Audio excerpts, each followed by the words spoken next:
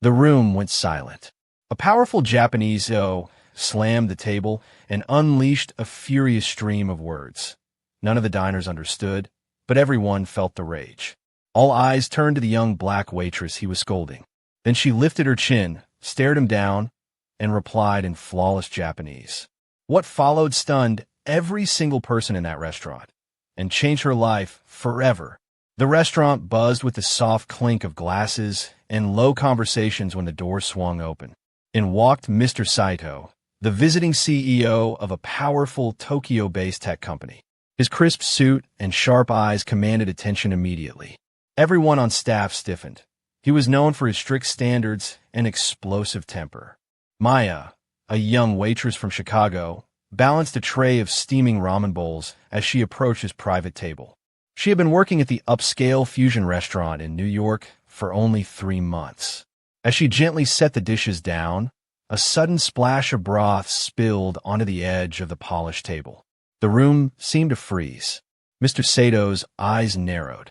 Without a second thought, he barked out a string of harsh words in rapid Japanese.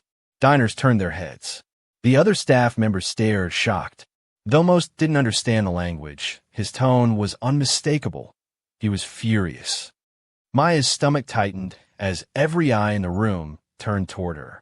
The sharp scent of soy broth seemed to fill her lungs, and for a second she couldn't even breathe. She had made small mistakes before, forgotten a side dish, delivered an order a minute late, but nothing that would cause such a public eruption. The CEO's voice cut through the soft jazz music like a blade, each syllable sharp and clipped, carrying a weight she didn't need to translate to understand. She quickly grabbed a clean cloth from her apron pocket and dabbed at the spill, her fingers trembling despite her effort to stay steady. Behind her, the other servers froze, unsure whether to help or stay out of the blast zone. One of them, Jorge, mouthed a silent "Are you okay?" but didn't move closer. The guests at nearby tables exchanged nervous glances. A couple at the bar whispered to each other, their curiosity obvious. Someone even lifted a phone, pretending to check messages while sneaking a photo. The entire restaurant seemed to shrink around her, the walls pulling closer with each second of tense silence between the CEO's harsh words. Maya's mind raced. She knew enough about the man to understand why the staff had tensed the moment he walked in. Earlier in the week, the manager had warned everyone, Mr. Saito doesn't tolerate mistakes. He's particular about service. Be careful. Now, those words echoed painfully in her head. But along with the sting of embarrassment came something unexpected, a quiet spark of resolve. Maya had spent years preparing for moments of pressure, though never in a setting quite like this. She thought of late nights studying Japanese grammar, of a year she spent in Kyoto teaching English to school children and practicing calligraphy with patient elders. Those memories steadied her heartbeat, like a distant drum guiding her forward. Mr. Sato's voice rose again, a final sharp command that sliced through the air. A small child at a nearby table flinched. Maya straightened her back, the cloth still in her hand, and for the first time that evening, she looked directly into his eyes. They were dark and intense, expecting fear. Instead, what he saw was something else, calm, focused determination. The kind of look that said she was not merely a flustered waitress, but someone with her own quiet strength. She inhaled slowly, letting the chatter of the restaurant fade into the background. The words she was about to speak had lived in her mind for years, polished by countless conversations with Japanese friends, refined by books and teachers. Her tongue felt heavy for a heartbeat, then light as she prepared to answer. The staff, the guests, even the manager holding his breath near the kitchen door, all leaned in unconsciously. They expected an apology in English, maybe a tearful explanation. No one was prepared for what was about to happen next. Maya opened her mouth, ready to speak, not in English, but in the language Mr. Saito least expected to hear from her. Maya's heart raced, but she didn't flinch. Instead, she took a slow breath and looked Mr. Saito straight in the eyes. To everyone's astonishment, she answered him in fluent, elegant Japanese. Gomenasai, sugu ni katadzukumasu. I'm sorry. I'll clean it up right away. Gasps rippled through the room. The other waiters froze, trays in hand. Mr. Saito blinked, stunned. He had expected confusion, maybe an apology in broken English. Instead, her accent and tone were perfect, almost native. Maya calmly wiped the spill and continued, still speaking Japanese. I studied your language for many years. Please, allow me to bring you a fresh dish. Her voice was steady, respectful, yet carried a quiet strength. The CEO's anger faltered. He leaned back in his chair, eyes narrowing, not in fury this time, but in curiosity. For a few moments the restaurant seemed to hold its breath. The gentle background music felt distant, like it belonged to another world. Nearby diners exchanged wide-eyed glances. A young couple at the bar whispered in disbelief, and one man lowered his phone, forgetting he'd been mid-text. Maya straightened, cloth in hand, and offered a small bow, just deep enough to signal respect, exactly as she had been taught in Kyoto. Her movements were graceful, unhurried. The simple gesture carried a quiet confidence that made even the most skeptical onlookers pause. Mr. Saito tilted his head, studying her as though he'd just discovered a hidden detail in a painting he thought he already understood. He asked at last, "Where did you learn Japanese?"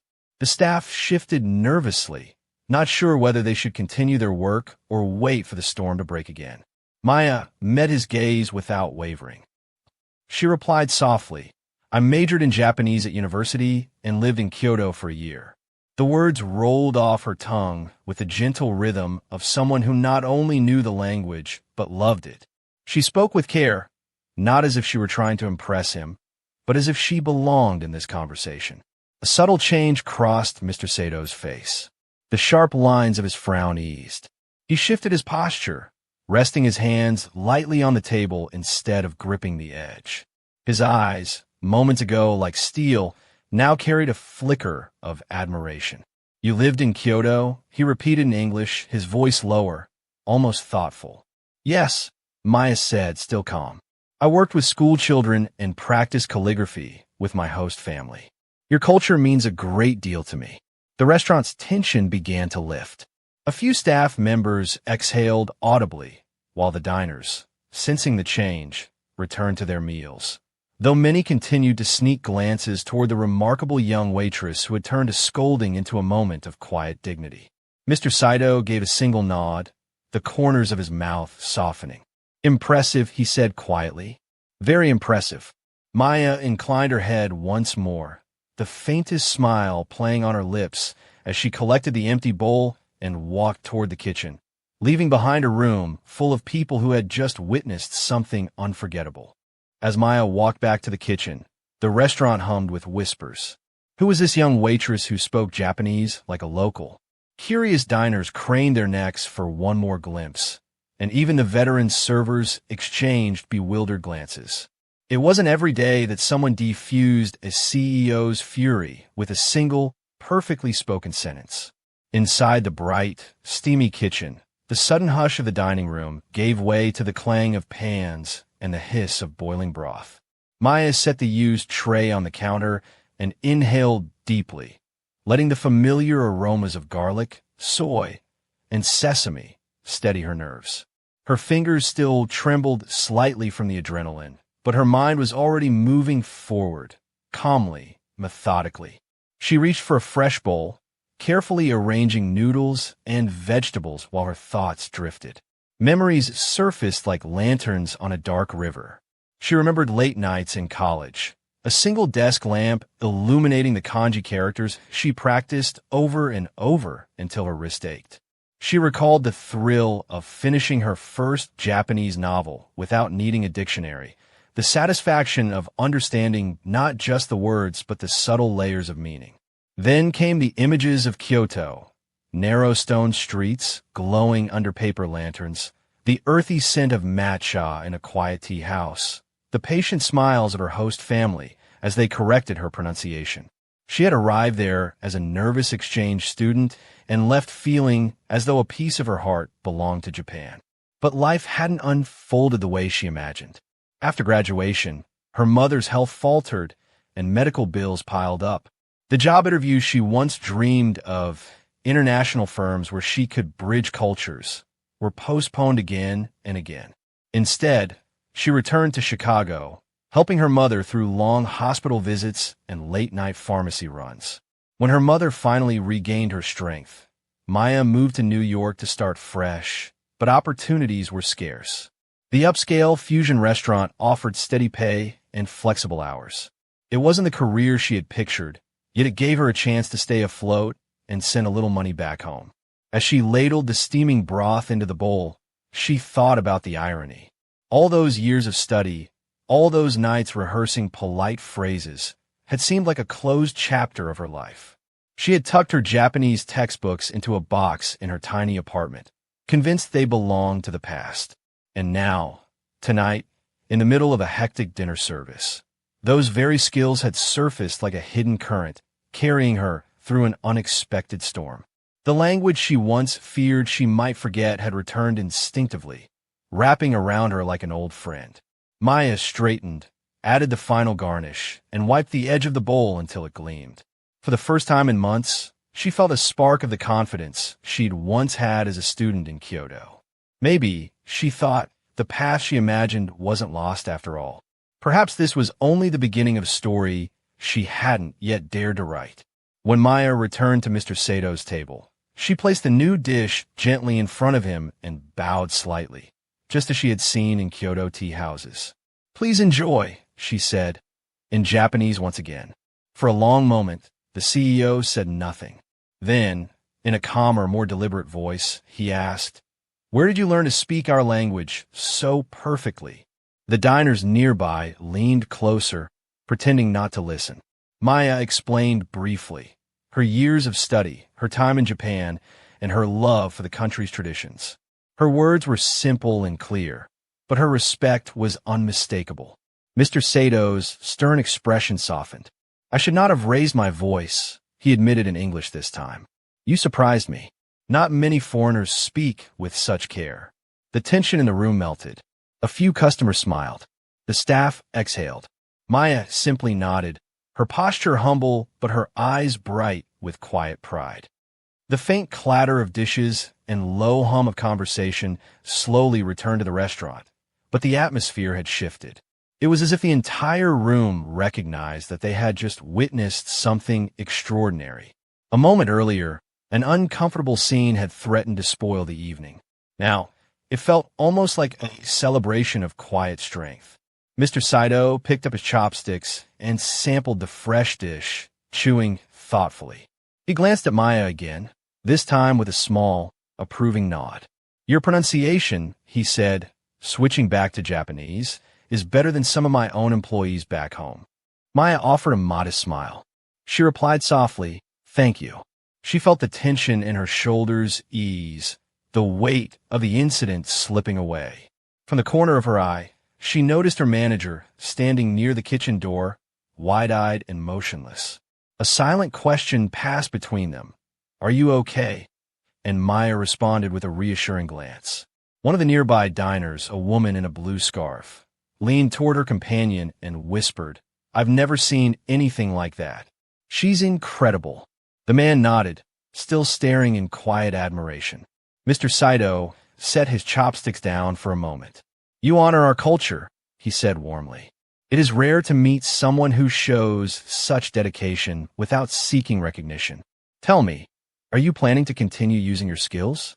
A career, perhaps?" Maya hesitated, then answered honestly. "It's always been my dream to work internationally, something that connects both our worlds. But life led me here for now." The CEO studied her, his sharp eyes now softened with interest. "Sometimes," he said, "life's detours bring you exactly where you are meant to be." His words lingered like a quiet promise. Around them, the restaurant returned to its rhythm, but a subtle energy remained, a sense that this night, for both of them, was far from ordinary. As the evening wound down, Mr. Saito requested to speak with Maya privately.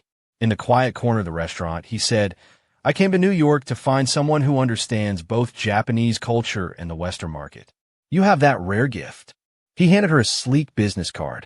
"I would like to offer you an interview for a position in my company's New York branch." Your skills deserve more than this dining room. Maya felt her breath catch. She had never imagined that a spilled bowl of ramen could open the door to her dream career. That night, as she stepped into the cool city air, the memory of the evening played in her mind. The sharp words, the shocked silence, the unexpected opportunity. Sometimes, she realized, the very thing that seems like a mistake can reveal the strength you've been carrying all along. And sometimes, the language of respect speaks louder than anger. The city's nightscape glittered as she walked toward the subway, each neon sign and glowing window reflecting her swirling thoughts.